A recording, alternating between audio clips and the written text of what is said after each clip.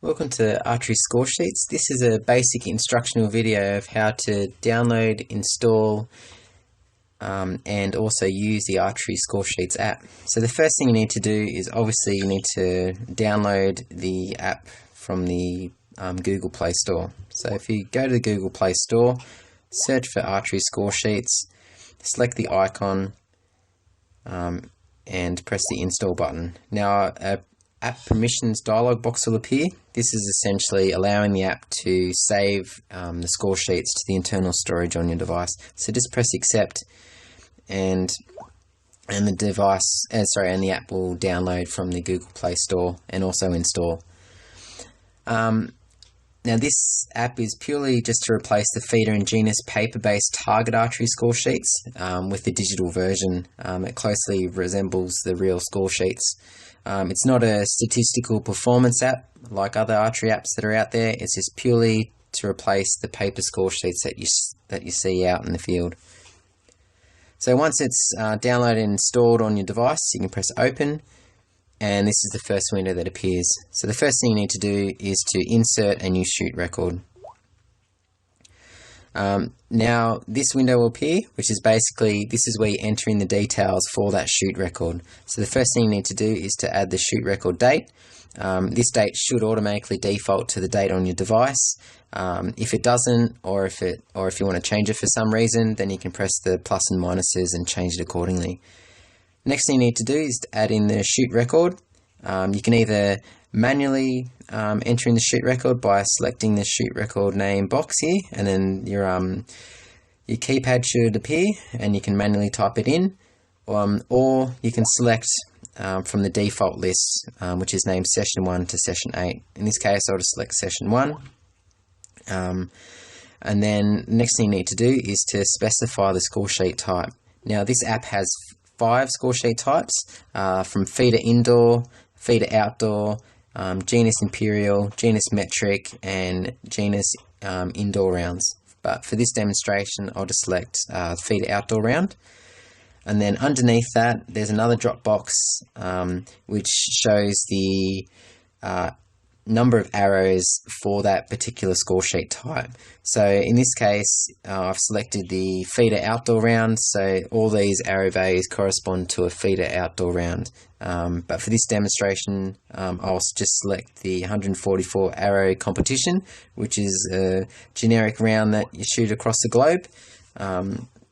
So I've selected that, and then I'll just need to enter in the round name. Now, just like the record name, I can manually insert a round name by selecting the round name box, and then the keypad should appear. You can manually type it in, or you can select from the default list. Now, this naming convention is from an Australian naming convention for FITA rounds.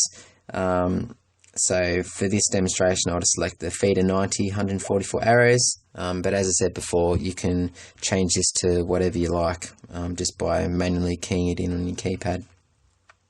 Once you've done that, you can select the target number, say target number 1, and then you select the number of archers that you want to shoot on your target. For this demonstration, I'll select I'll select 2 archers, and then once that's done, you can press the OK button. Now you can only press the OK button once all these details have been filled in. The app won't allow you to progress to the next page without all these details being filled in. And then once they're filled in, you press OK, and then this archer's detail window will appear. So it will first come up with Archer 1. So you can change that to the archer's name. So just say John Smith. The club, we'll just call it Aaron. And then you can select the gender, either male or female. Select the bow type, recurve, select the division, open, and then you press the done button. And then it goes to Archer 2's details, and you do exactly the same as what you've done for the Archer 1 details. So you change the name, I'll just say Sophie. And then, as you can see with the, it no longer says entering club details. What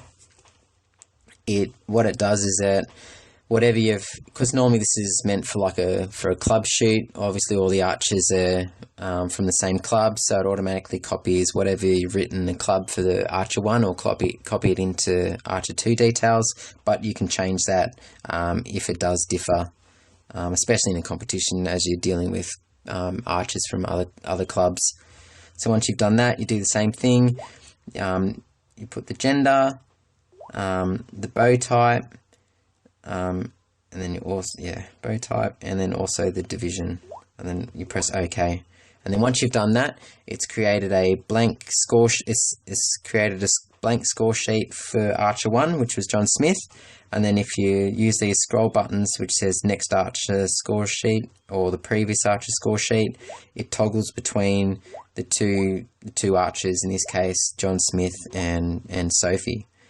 And then basically once you do this stage, you can start to score. So obviously you'd start at distance 1, and you select if you just press anywhere within the where the arrow values would normally go. If you press that, then this pop-up dialog box will appear, where it's just a zoomed in version of the distance 1 score sheet.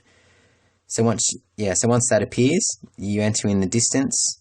In this case, we'll just say 90 meters, and then you can start to enter in the individual arrow values for each end. So in this case, this person's scored, as you can see, 46. And then once you've done that, you press done.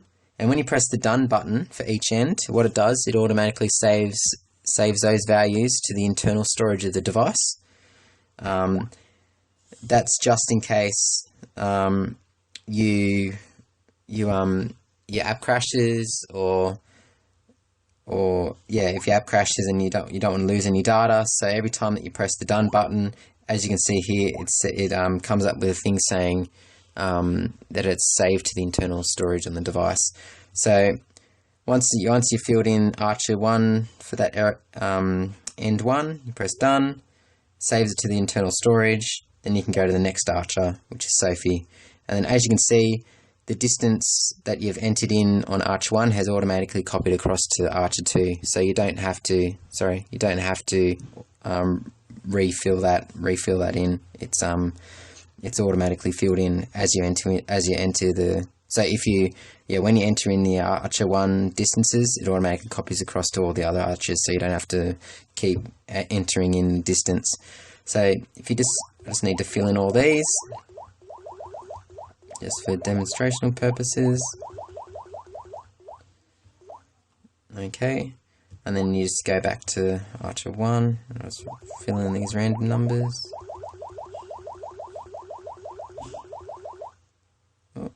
And also, if you want to change a value, just say you've entered in the wrong value for an arrow, you just click on the arrow that you want to change. You want to change that 9 to 7, and then it comes up with a thing saying, do you want to change or overwrite this arrow value? You press yes, and you press done, and what it does, it highlights it in red, so that, if you highlights it in red, and then when the recorder gets the completed score sheet at the end, you can see who is what's been changed and what have you, just in case there's some discrepancies at the end once the score sheets have been handed in. And then you just move on to distance 2. I'll just quickly go through this because it's exactly the same as filling in for number 1, distance 1 that is. As I said before, you should always press the done button. And as you see, the distance for distance 2 is copied across to Archer 2. Fill these in just randomly.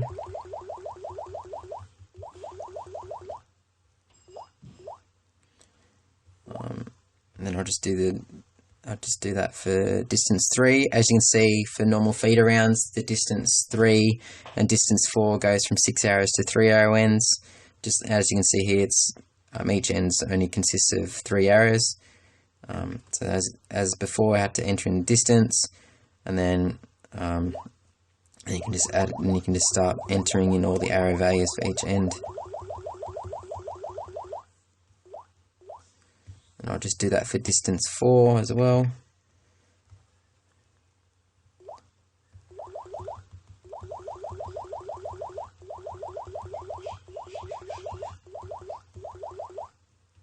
Done, and then I'll just fill in this for Archer 2 details. As you can see, the distance 3 has copied across, just like distance 1 and distance 2.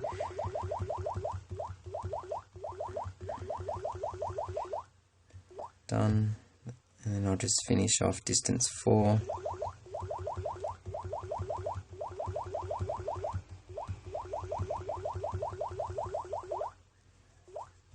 Distance 4, and now all the arrow values have been completed for both score sheets.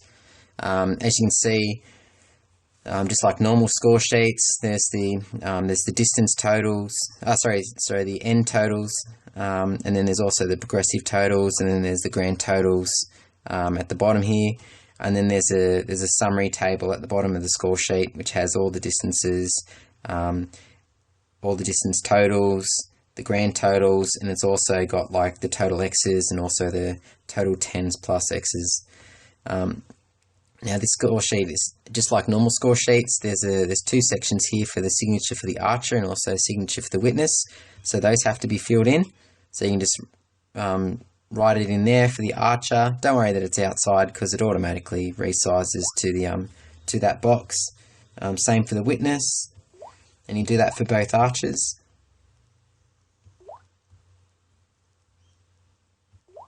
And now these score sheets are complete.